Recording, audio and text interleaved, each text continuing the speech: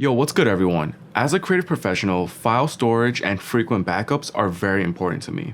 I use a ton of storage for all of my design files, photos, and videos, and a lot of that is multiplied by 2 in order to separate client work from personal work. And buying external hard drives to store my files is just not cutting it anymore. So I need a solution where I can dump all of my files, back it up, and access it from anywhere at any time. So that brings me to the topic of this video, which is building my own DIY NAS, all for under $400, and that's more powerful than any other pre-built system out there. So if you're also a creative or someone who is in a similar situation, hopefully this video can be of value. As you're watching, feel free to drop questions in the comments below, and I'll try to answer them for you. And full disclosure, I will be mentioning a ton of different brands throughout this video, but I am not sponsored by any of them. I paid for everything myself, and I bought a lot of it on the used market or open box. So of course, the first option is to look at pre-builds from companies like Synology or Qnap. But for a 4-bay system, it'll cost at least $500 USD, and for a 6-bay system, it will cost a lot more. These systems also have very specific hardware and software, which can be limiting for power users. If you're not too familiar with building PCs and you just want a plug-and-play solution, then I think these pre-built NAS could be a great option for you. But I wanted something with more versatility, better hardware, and the ability to upgrade down the line. So this build cost me under $400, and the beauty of a DIY NAS is that it can be significantly cheaper or even free if you have an old PC lying around. And I'll get more into that towards the end when I talk about software. But throughout this video, I'll be going over which components I chose, why I chose them for this specific NAS build, and how much they cost. Keep in mind that this is not a full guide on how to build a PC. There are tons of YouTube tutorials on that already. So I will assume that you have some basic knowledge of PC components. The core of my NAS is built around the LGA 1200 platform with an i3-10100T on an MSI B560M Pro VDH motherboard. I picked up the 10100T specifically because it hits the sweet spot between price, performance, and features.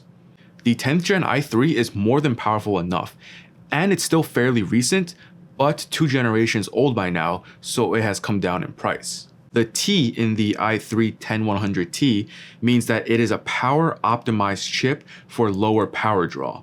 This works perfectly for a NAS like mine, which I would be running 24/7, so having lower power draw is definitely a positive. The i3 also has an integrated GPU with Intel QuickSync, which is crucial for transcoding media on Plex, and you can connect an external display without needing an additional graphics card.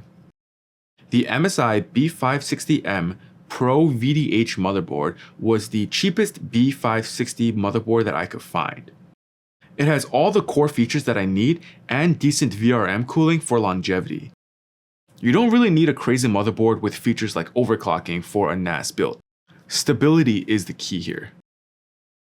For the CPU cooler, I went with a Cooler Master i70. This was one of the cheapest coolers I could find, and since my CPU is a low power chip, it really doesn't need that much cooling to begin with. Even the standard stock cooler would have worked, but my CPU didn't come with it. As for the RAM, I went with a 16GB DDR4 kit from Mushkin. It is a great budget option, and the 2DIMM kit allows for additional RAM down the line. For the power supply, I chose to go with the EVGA 550 G3. This is a fully modular power supply with an 80+ gold rating. The PSU is a component where you really shouldn't skimp out on, and an 80+ gold rating is pretty much the minimum that I would recommend for a NAS build. This PSU is very compact, which is important for the case that I'm building in. And best of all, it has an eco mode, where the fan won't engage unless temps or power draw reach a certain threshold. This is important for my NAS because when the drives are idle, there really isn't much noise or power draw. So having that PSU fan also go silent means for a much quieter system overall. The case I chose for my NAS is the Montech Flyer. This was one of the smallest and cheapest mini towers I could find. I really like the minimalist design with the matte black sides and brushed metal faceplate. I didn't need it, but the acrylic side panel is a nice bonus. Building in this case is surprisingly roomy with space for 5 fans and 6 drives. I installed 3 fans up front, so cooling should not be an issue. Having that small PSU also allows for more space for additional drives. There's also an RGB strip on the front that is controllable via a button at the top of the case. Overall, it's not the most premium case that I've built in, but for this price, I was really surprised by the quality. Now, with any NAS setup, you will need to purchase your drives separately. That's why the price of the drives was not factored into the build itself. I decided to go for the Seagate Exos drives, which are enterprise-level hard drives. The X16s are helium drives that offer very high reliability, 24/7 uptime, and 5 years of warranty. Hopefully I'll never have to use that warranty, but it's nice to know that it's there. As for my cache drive, I opted for an Inland Professional NVMe M.2 drive. But if I had to build this again, I would definitely spring for the 1TB version. The cache drive can get filled up pretty quickly if you are transferring lots of data. So for the software, I decided to go with Unraid. It is a one-time fee of $60 for the basic license that connects up to 6 drives. And you can upgrade to other licenses that allow you to connect more drives as needed. Now I know there are a ton of free options available, and I'm not an expert in this field, but Unraid seemed like the most straightforward and simplest option for me. They also have a ton of unique features that I really like. So one of the best features of Unraid is being able to have 2 parity drives. This means that if one of your hard drives fails, Unraid is able to rebuild that data onto your parity drive. Having 2 parities mean that up to 2 drives can fail at the same time, and Unraid should be able to restore all of that data onto your parity drives. So I feel safe knowing that if one of my drives were to fail, I can get it replaced under warranty and I still have access to that data. Another amazing feature of Unraid is to add drives of any size.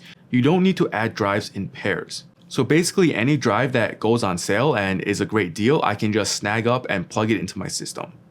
Just keep in mind that the parity drive must be the largest in your NAS. And finally, the virtual machine capabilities and Docker support is extensive. While I'm not using these features currently, I definitely do see myself diving into this in the future. Okay, so my NAS build came out to under $400 with tax. Like I said, I found a lot of these parts on secondhand sites or open box, which did reduce the cost a lot. But I love how this build is cheaper, more powerful, and future-proofed compared to pre-built systems that you can buy. And if $400 is still too expensive, keep in mind that you can build this NAS for much cheaper if you opt for some lower hardware. And if you have an old PC lying around, you can plug in a few drives, set up Unraid, and you basically have a NAS for free. I'm still tweaking some settings to fit my needs, but so far I love being able to have all my files in one place and basically being in control of my own cloud storage. So that's it for this video, and let me know if you have any questions. Thank you so much for watching, and I'll see you next time. Peace.